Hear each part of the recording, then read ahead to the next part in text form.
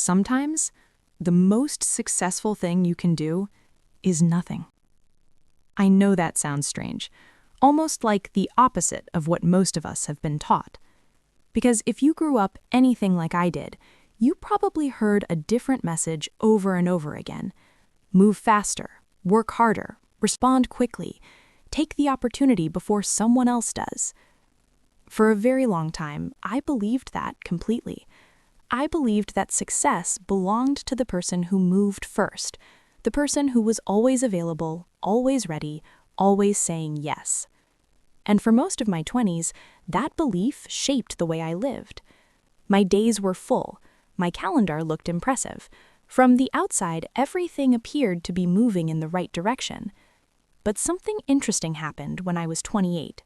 Something small, quiet, almost invisible from the outside. And yet it became one of the most important decisions of my life. I remember the evening very clearly. It was a normal weekday, nothing particularly dramatic about it. The light coming through my windows had that soft, golden color you see right before sunset, the kind of light that makes everything feel calm for a few minutes. I had just finished answering a few emails when another message arrived. At first, I assumed it was just another routine work conversation, but when I opened it, I realized it was something very different. It was an offer, a serious one, an international partnership opportunity with a firm I respected deeply, the kind of opportunity people talk about for years afterward. Prestige, travel, influence, financial security, everything about it looked perfect. And almost immediately my phone began lighting up with messages. Someone on the team had already shared the news that I was being considered. Congratulations, this is huge. You're definitely taking it, right? If you had known me at that time, you probably would have expected me to reply immediately. I was known for being decisive, efficient, quick. In my mind, speed was a strength. If an opportunity appeared, you grabbed it. You didn't hesitate. You didn't overthink it. You moved. But that evening, something felt different. Not wrong exactly, just rushed. There was a line in the email that stayed in my mind. They needed my answer quickly. Not next month, not even next week. Soon.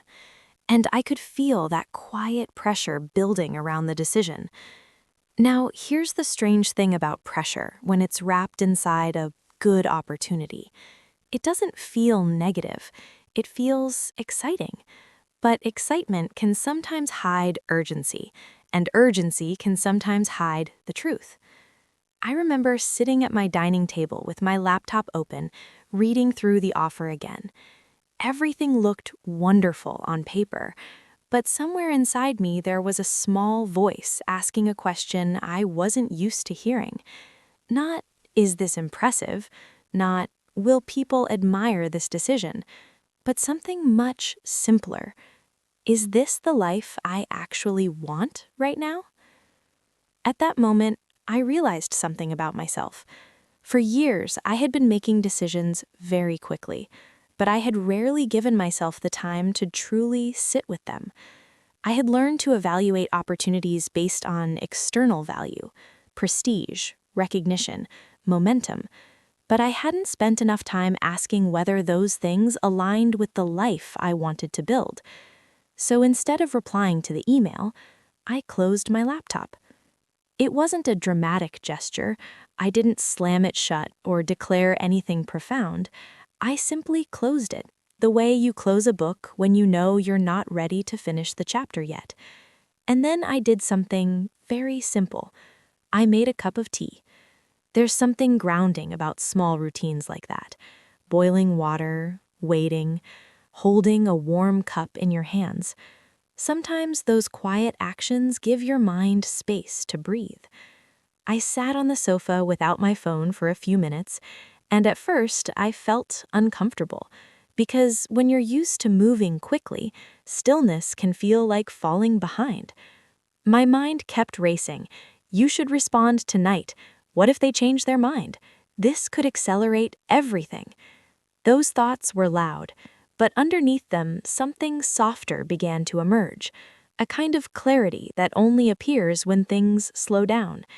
I started asking myself a different question. Not, will this make me successful, but what kind of success do I actually want? That question changed everything, because when I answered it honestly, the picture became clearer. Yes, the opportunity was prestigious. Yes, it would probably impress a lot of people, but it would also require a pace of life that I wasn't sure I wanted anymore. Constant travel, constant pressure, constant performance. And at that point in my life, I had begun craving something different. Depth instead of speed. Time to build meaningful work instead of constantly chasing the next milestone. Space to think. Space to breathe. So instead of making the decision that looked impressive, I waited. Not for weeks, just a few days. And during those days, something fascinating happened. The urgency faded. And once urgency disappears, you can finally see things clearly. Opportunities that once looked overwhelming start to look ordinary. Decisions that once felt urgent begin to feel optional. And when I looked at the offer again after those few quiet days, I realized something simple. It wasn't the right path for me. Not because it was bad, but because it belonged to a version of success that I was slowly growing out of. Writing the reply email was surprisingly peaceful. I thanked them sincerely. I expressed genuine appreciation for the opportunity, and then I politely declined. I remember sitting there for a moment after pressing send, waiting for regret, waiting for panic, waiting for that sinking feeling people describe when they say they've missed their chance. But instead, I felt calm, deeply calm, like I had just stepped off a train that had been moving slightly too fast. And the surprising part is what happened afterward. Nothing collapsed. My career didn't disappear. The world didn't close its doors. In fact, something much better happened. Once I stopped chasing every impressive opportunity, I began choosing work that felt more aligned with my values. The projects I accepted became more thoughtful, more intentional, more meaningful, and slowly my life began to feel balanced. Looking back now, I realize the most important lesson from that experience wasn't about turning down an offer. It was about recognizing the difference between urgency and importance. Urgency shouts, it demands attention, it convinces you that everything must happen right now. But importance is usually quiet. It waits patiently for you to notice it, and if you never pause long enough to listen, you might miss it completely.